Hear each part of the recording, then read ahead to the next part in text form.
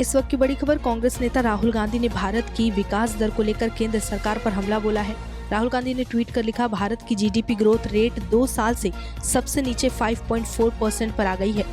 बात साफ है, भारतीय अर्थव्यवस्था तब तक तरक्की नहीं कर सकती जब तक इसका फायदा सिर्फ गिने चुने अरबपतियों को मिल रहा है। किसान, मजदूर, मध्य वर्ग और गरीब तरह तरह की आर्थिक समस्याओं से जूझ रहे हों। इन तथ्यों पर एक नजर डालिए, देखिए स्थिति कितनी चिंताजनक है। खुदरा महंगाई दर बढ़कर 14 महीने के उच्चतम स्तर 6.21% पर पहुंच गई। पिछले साल अक्टूबर की तुलना में इस वर्ष आलू और प्याज की कीमत लगभग 50% बढ़ गई थी। रुपए 84.50 पैसे के सबसे निचले स्तर पर पहुंच गया। बेरोजगारी पहले ही 45 वर्षों का रिकॉर्ड तोड़ चुकी है। पिछले 5 सालों में मजदूरों, कर्मचारियों, छोटे व्यवसायियों की आमदनी या तो ठहर गई या काफी कम हो गई।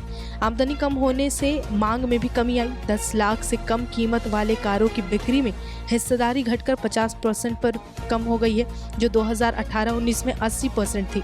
सस्ते घरों की कुल बिक्री में हिस्सेदारी घटकर 22% रह गई, जो पिछले साल 38% थी। FMCG प्रोडक्ट्स की मांग पहले से कम होती जा रही है। कॉर्पोरेट टैक्स का हिस्सा पिछले 10 सालों में 7% कम हुआ, जबकि इनकम टैक्स 11% बढ़ा। नोटबंदी और GST की मार से अर्थव्यवस्था में मैन्युफैक्चरिंग का हिस्सा घटकर 50 वर्षों में सबसे कम सिर्फ 13% रह गया। ऐसे में नई नौकरियों के अवसर कैसे बनेंगे? इसलिए भारत की अर्थव्यवस्था के लिए एक नई सोच चाहिए और बिजनेस सेंस के लिए एक न्यू डील उसका अहम भाग है। सबको समान रूप से आगे बढ़ाने का अवसर मिलेगा, तभी हमारी अर्थव्यवस्था का पहिया आगे बढ़ेगा।